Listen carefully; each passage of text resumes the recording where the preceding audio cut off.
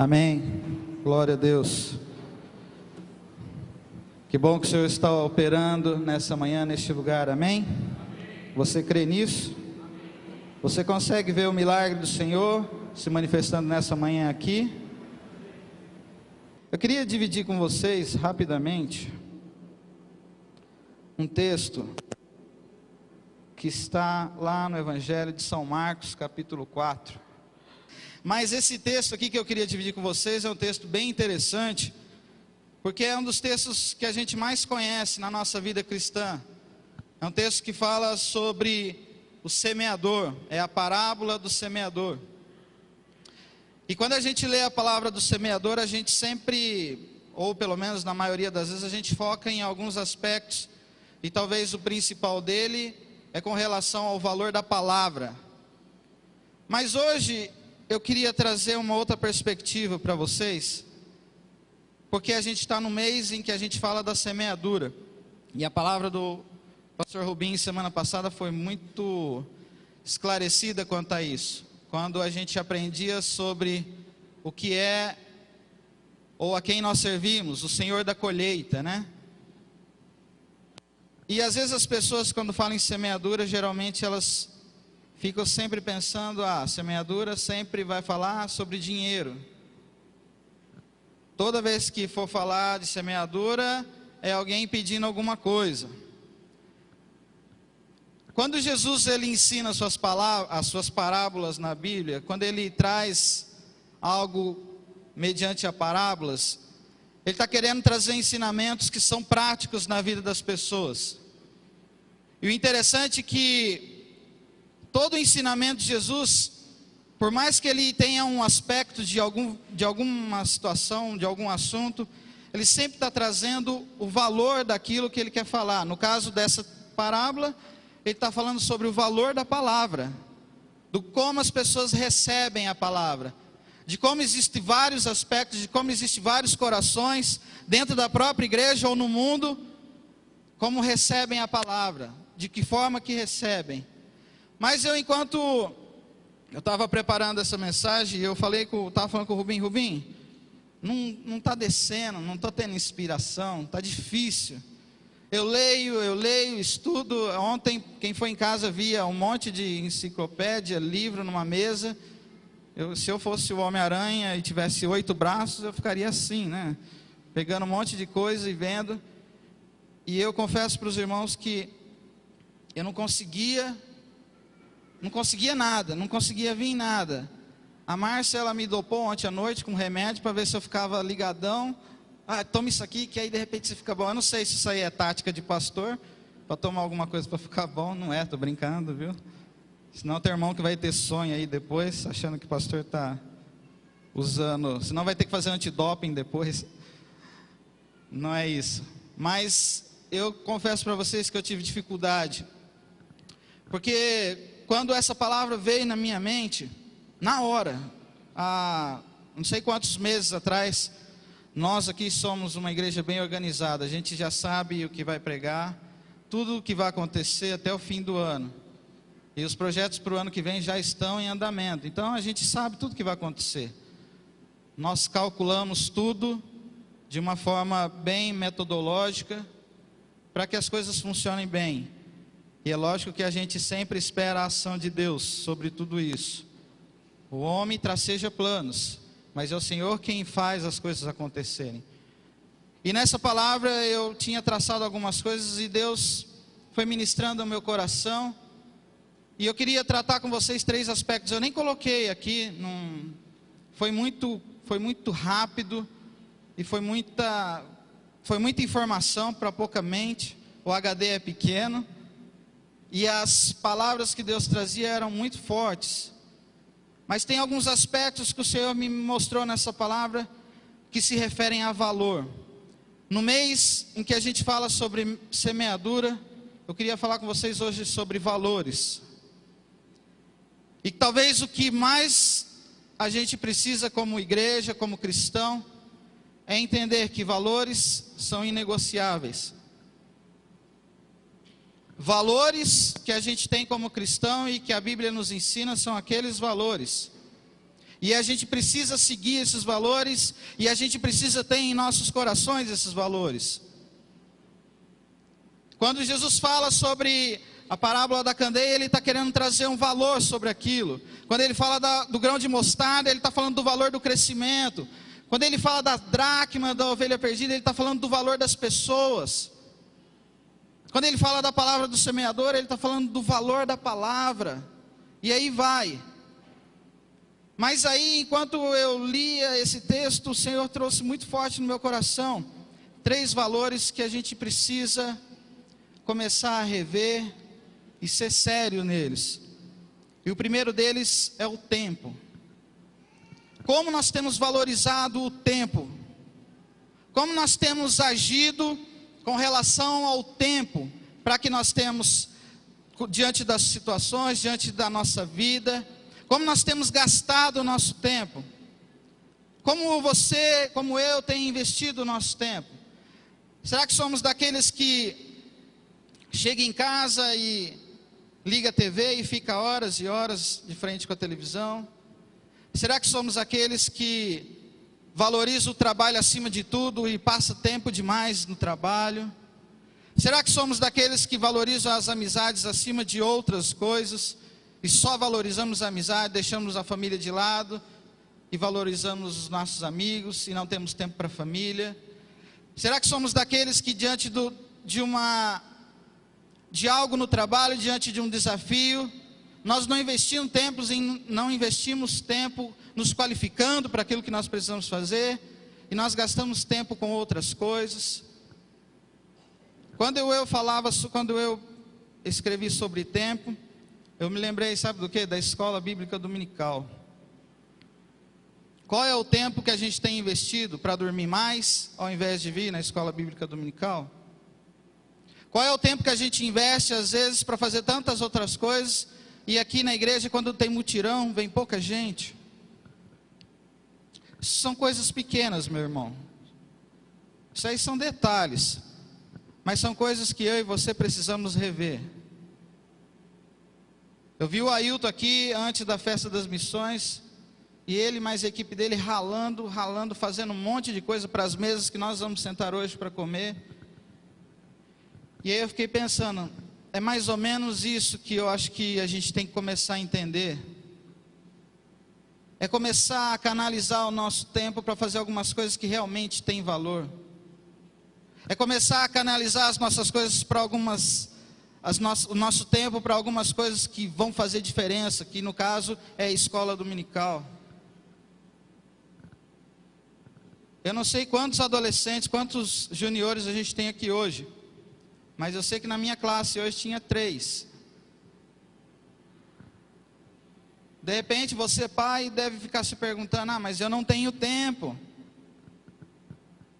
Eu não estou falando aqui do ter tempo, eu estou falando de priorizar o seu tempo para algumas coisas que vão fazer diferença lá na frente. Talvez hoje a gente não consiga entender aquilo que vai acontecer, a gente não tem ideia de qual vai ser o nosso futuro, mas eu tenho certeza de que alguns investimentos eles vão fazer diferença lá na frente. E um deles é justamente o estudo da palavra de Deus, é colocar na cabeça dos nossos filhos a importância de eles aprenderem a palavra de Deus. É semear esse tempo que aparentemente você não dá tanto valor, mas que lá na frente vai frutificar e vai fazer a diferença. Eu sempre tenho falado em casa que o que eu mais prezo na vida dos meus filhos, na minha família, é que todos tenham temor a Deus.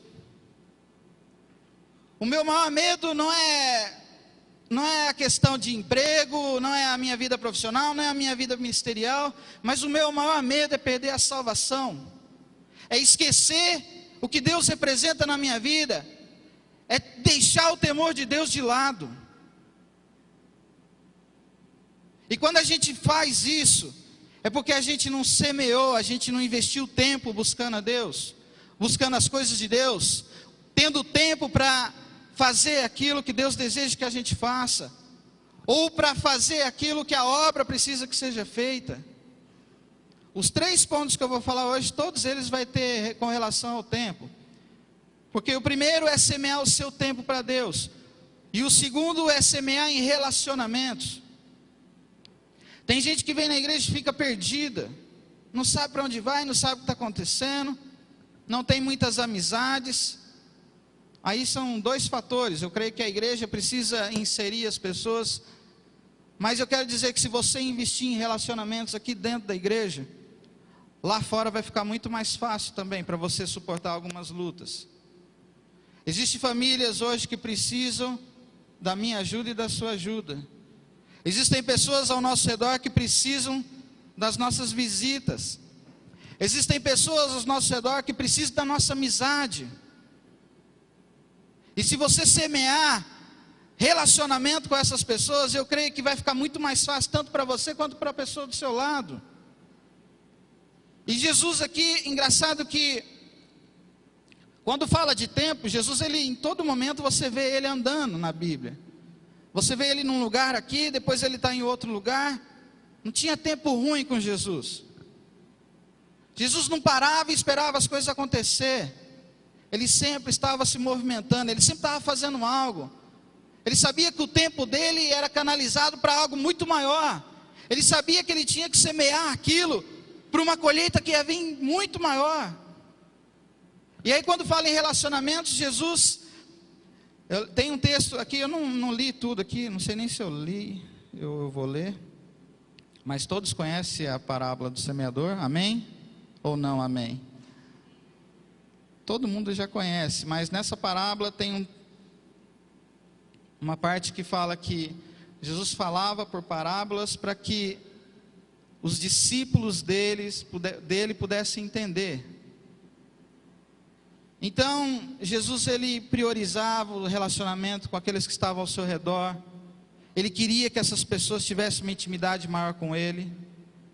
Ele queria ter um contato maior com os discípulos. E Jesus não perdia tempo com as pessoas que não queriam nada com ele. O texto fala que a multidão ia atrás de Jesus, atrás dos milagres dele. A multidão queria saber daquilo que Jesus podia oferecer. Mas Jesus queria o coração das pessoas. Jesus queria conhecer intimamente a vida daqueles discípulos. E talvez eu e você precisamos conhecer mais as pessoas que estão ao nosso redor e investir tempo nelas. Porque vai ter pessoas que só vão sugar vocês. Vão ter pessoas que só vão roubar o tempo de vocês. Vão ter pessoas que só vão querer saber daquilo que você tem para oferecer. E eu creio que o que Deus quer fazer na nossa vida, meu irmão, é que a gente entenda os valores que a gente tem passado e que a gente precisa semear para que a colheita venha grande. Eu não falei aqui, mas eu vou falar. O tema é o valor do que se semeia. Qual tem sido o valor que eu e você temos semeado com relação ao nosso tempo? Tem valido a pena o que você tem investido? O tempo que você tem gasto com aquilo que você tem feito? Tem valido a pena as suas horas de televisão? Tem valido a pena as suas horas extras no trabalho? Tem valido a pena a sua ausência em muitas coisas que a igreja tem feito? Tem valido a pena? Qual que é o valor que você dá hoje para aquilo que Jesus fez naquela cruz, por nossa causa? Chega uma hora, irmãos, que a gente tem que reavaliar aquilo que a gente tem feito. Chega uma hora que a gente precisa parar, organizar a nossa mente, colocar as coisas no lugar e falar o que eu tenho feito e para onde eu vou e qual é o resultado disso tudo. E isso independe da sua idade. Se você é novo, se você já é adulto, se você já é mais experiente, tudo nós precisamos rever.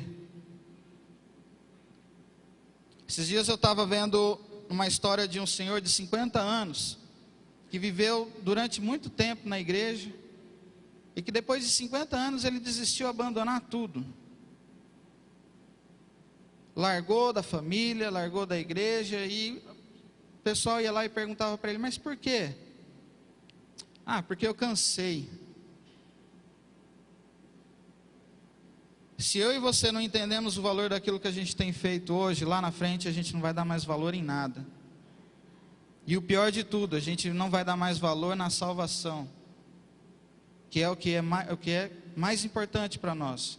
É o que mais importa para mim e para você nessa manhã aqui, é a salvação. Não importa se a igreja vai crescer, não importa se vai ter muitas festas, não importa se o país está em crise ou não, não importa se o governo vai continuar o mesmo, se vai fazer uma limpa, isso não importa.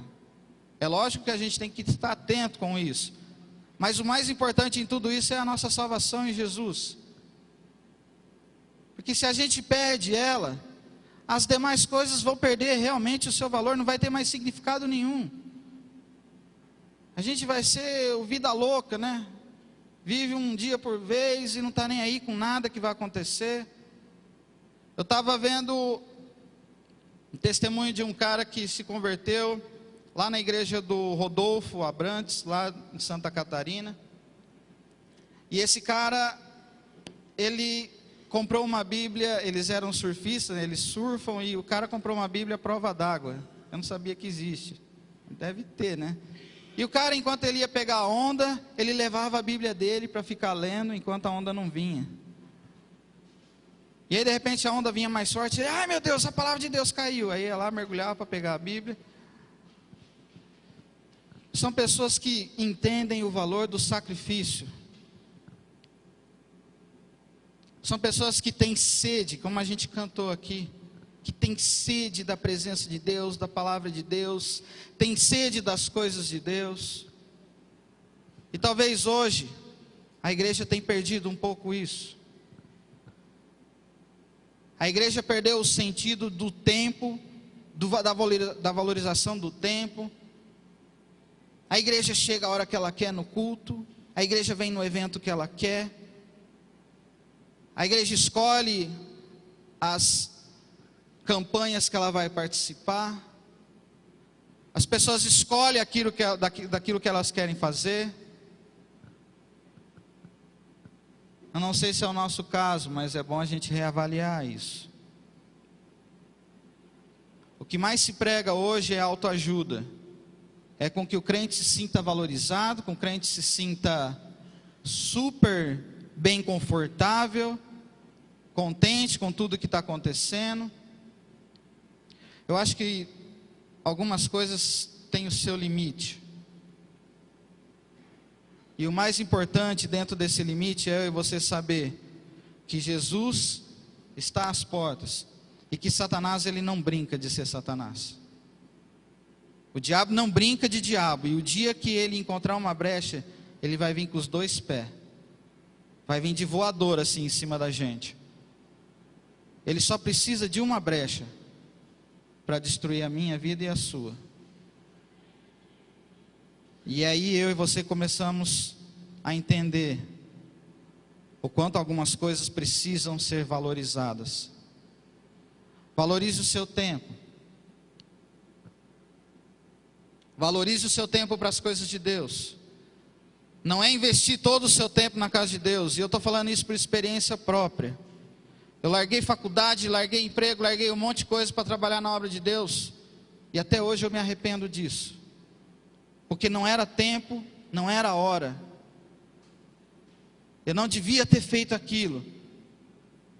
Mas por emocionalismo, por aventurismo, sei lá como que fala, eu achei que as coisas iam ser daquele jeito. Eu tentei romantizar algumas coisas. E não adianta a gente romantizar algumas coisas se a gente não tiver os pés no chão, sabedoria e saber valorizar aquilo que Deus tem colocado à nossa frente. Poderia ter perdido a minha família, poderia ter perdido tantas outras coisas, mas graças a Deus, Deus foi misericordioso comigo. Enquanto isso, tem muita gente hoje que está perdida. Muita gente hoje está tentando se encontrar dentro da igreja.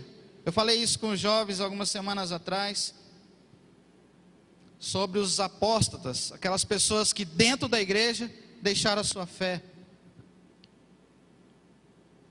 Uma pessoa apóstata é uma pessoa que não sabe o valor do sacrifício de Jesus.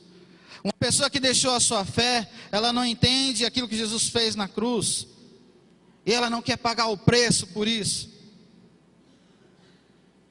Ela não quer se entregar totalmente àquilo que Jesus fez. Porque muitas vezes a vontade dela é muito maior. E existem duas receitas para que o meu tempo e o seu tempo seja canalizado de forma sábia. A palavra de Deus lá em Gálatas 5,16 fala que a gente precisa remir o tempo, porque os dias são... Remindo o tempo, porque os dias são maus. Se eu e você não souber aproveitar o nosso tempo para aquilo que Jesus deseja que a gente faça, a gente vai estar perdendo tempo. E duas receitas interessantes é que a gente precisa renunciar às nossas vontades. Se você quer investir tempo em leitura da palavra de Deus, em ensinamento, você precisa renunciar à sua vontade de acordar mais tarde. Você precisa renunciar às suas terças à noite, onde eu não sei o que você faz, mas se você não tem nada, nenhum compromisso que seja tão sério, vale a pena você vir estudar a palavra de Deus, vale a pena você vir para o culto de intercessão. Algumas coisas, irmãos, está na hora de a gente acordar, está na hora de a gente rever. Jesus sempre tratou valores, sempre tratou valores, e está na hora de eu e você rever alguns valores. Você que vem à igreja há muitos anos e você que está chegando aqui hoje, valores precisam ser revistos. A sua família precisa de você, não o seu trabalho, não as suas amizades. A sua esposa precisa de você.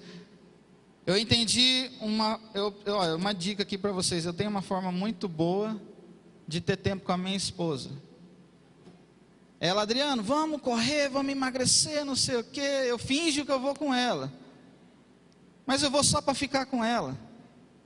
A maioria das vezes ela está no pique correndo. Eu falo, não, vamos devagar, a gente tem tempo. Mal ela sabe que é uma tática que eu tenho quase todos os dias para poder ter pelo menos 1 hora com ela.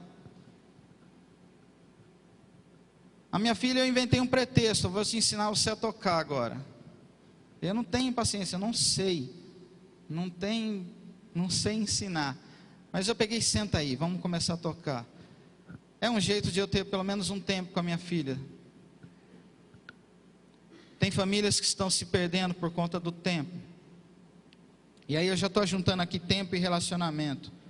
Tem pessoas que estão se perdendo nos seus relacionamentos. Tem gente na igreja aqui que até hoje não foi visitado por outra pessoa dentro da igreja. Nem por pastor, né? Foi visitado. Sabe, irmãos, está na hora de a gente rever os nossos relacionamentos. Está na hora de a gente começar a valorizar algumas coisas. Está na hora de a gente trazer pessoas para perto, porque no tempo da angústia o amigo, ele se faz irmão. Você vai precisar de um abraço de alguém. Você vai precisar de um ombro amigo. Você vai precisar de alguém para estar do seu lado nos momentos difíceis. E não adianta você achar que não vai ter, porque todos nós vamos ter. Vão existir momentos na nossa vida que a gente vai falar, mas por que isso está acontecendo? E é justamente nesses momentos que as pessoas que estão ao nosso redor vão poder nos ajudar. Às vezes nem com palavras, mas só com a presença delas. João 13:34 está falando, né, que um novo mandamento vos dou. Que a gente precisa amar a Deus sobre todas as coisas, mas a gente precisa amar o próximo como a nós mesmos. Como a gente pode dizer que a gente ama a Deus se a gente não ama a pessoa que está ao nosso lado, se a gente não se importa com ela, se a gente não procura se relacionar? Essa é uma semeadura que Jesus sempre fez. Jesus semeou o seu tempo, Jesus semeou em relacionamentos. Hoje a gente vê mensagens, se você liga a televisão, a internet, você vê que tem pregadores que tanto pregam para o seu benefício próprio, como tem aqueles que vêm já chutando o seu estômago, dizendo que você é um perdido pecador, que você não tem valor. A gente tem os dois extremos. E Jesus, ainda que ele dizia para os discípulos: olha, vocês são raça de víboras. Mas Jesus amava eles de uma forma tão intensa, que o amor superava qualquer tipo de palavra de afronta. Por mais que às vezes a gente precise de palavras de afronta, o amor sempre vai superar isso. Um filho que é corrigido pelo pai, quando o filho vê que por mais que o pai esteja corrigindo, o pai ama ele, esse filho ele obedece, ele muda. O amor sempre vai superar qualquer tipo de palavra. Mas existem algumas situações que a gente precisa ser verdadeiro, sim. A gente precisa falar a verdade. Mas acima de tudo a gente precisa amar, se importar. E o último ponto fala sobre semear em intimidade. A gente precisa semear o nosso tempo, a gente precisa semear relacionamentos, e a gente precisa semear em intimidade com Deus. Se você ver, todos eles têm uma correlação: tempo para as coisas, tempo para pessoas e tempo para Deus. Se eu e você dizemos que seguimos a um Deus a quem a gente não tem nenhum tempo para Ele, nenhum tempo sequer de leitura da palavra, nenhum tempo sequer de oração, por mínimo que seja, meu irmão, que não venha ao caso. Eu creio que quando a gente ama alguém, a gente investe tempo nessa pessoa. Quando a gente fala que a gente ama a Deus, quando a gente fala que, quando a gente canta aqui, eu sou apaixonado por Deus, ou sei lá, tantas outras coisas, eu acho que o nosso nível de intimidade com Deus precisa ser condizente com aquilo que a gente fala. E se eu e você estamos aqui hoje, cremos num Deus que deu o seu único filho por nossa causa, é necessário que a gente tenha tempo e invista em intimidade com esse Deus. Invista em buscar esse Deus. Invista em ter revelações da parte desse Deus. Se desligue de tudo. Se desligue de coisas, de pessoas. Pare tudo. Eu lembro que há uma época na minha vida que eu, para ouvir música, eu tinha que pedir para todo mundo sair de casa, porque eram os momentos que eu estava muito precisando de Deus. E eu falava: eu preciso ouvir o que Deus quer falar comigo. E eu colocava uma música lá bem baixinho e ficava na sala deitado, só deixando Deus falar comigo. Eu falo: Senhor, eu não estou aguentando mais as vozes. É muita coisa ressoando no ouvido, é muita coisa sendo falada, é muita coisa, eu não estou aguentando, eu não tenho suporte. Acalma o meu coração hoje, me ajuda, fala comigo. E quando a gente faz isso, Deus, Ele faz, meu irmão. Sabe por quê? Porque Deus é mais ou menos como Moisés fez lá em, acho que Êxodo 33. Moisés, ele já estava bravo, porque ele buscando a Deus lá no monte, Deus dando as leis, e o povo lá embaixo fazendo idolatria, fazendo imagens para adorar. E aí Moisés desce, ele vê tudo aquilo e fala: eu não acredito. Naquele momento ali, num momento de ímpeto, de raiva, ele já manda matar. Ele pega: vem cá os levitas, vamos puxar a espada aí, vamos pegar algumas pessoas. E ele mata algumas pessoas. Aí de repente ele se retira. Ele vai, e Moisés, ele se distanciava. Ele fazia a tenda da congregação, que a Bíblia fala. E ele se distanciava para buscar Deus. E nesse momento, é uma das partes que mais me impacta na Bíblia. E várias vezes eu aprendi isso errado. Porque nesse momento, Moisés falando com Deus, e Deus falava: eu vou matar esse povo. E várias vezes eu ouvi mensagens falando que Moisés mudou a concepção de Deus. Meu Deus, não tem nada a ver. Deus estava irado, mas Deus queria tratar o coração de Moisés. Deus falava as coisas, eu vou matar esse povo, mas Deus queria saber qual que era a atitude que Moisés teria. E Moisés ali no ímpeto de querer matar, de repente Moisés começa a falar: não, Deus, vamos perdoar. Não, Deus, não vale a pena matar todos eles, é o teu povo. E Deus muda o coração de Moisés, colocando ele a realidade daquilo que ele estava fazendo. A intimidade com Deus faz a gente mudar as nossas perspectivas. Quando eu e você buscamos ter intimidade com Deus, num momento de ímpeto, a gente se acalma e a gente começa a ouvir o que Deus quer falar. E as maiores e melhores decisões é quando eu e você estamos na presença de Deus. E foi isso que aconteceu com Moisés. E aí Moisés falou: Deus, mas então me mostra a tua face. Não, eu não posso te mostrar a tua face, senão você vai morrer.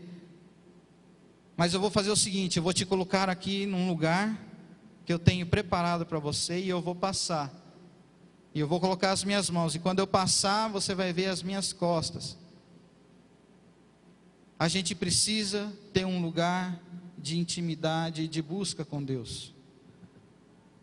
Eu e você precisamos ter um momento assim. Eu e você precisamos parar para buscar intimidade com Deus. Se hoje eu e você a gente não entender isso, lá na frente as coisas vão ficar muito mais difíceis, porque você já não vai conseguir mais ouvir a voz de Deus. As pessoas que se batizaram hoje morreram para o pecado, morreram para aquilo que o mundo tem a oferecer. Elas decidiram dar um basta. Mas a grande receita para que a gente permaneça na presença de Deus é sempre ter um lugar onde Deus possa nos encontrar, onde a gente esteja disponível para Ele. Você quer estar disponível para Deus? Então você vai precisar rever os seus valores. Nós vamos precisar rever os nossos valores. Amém?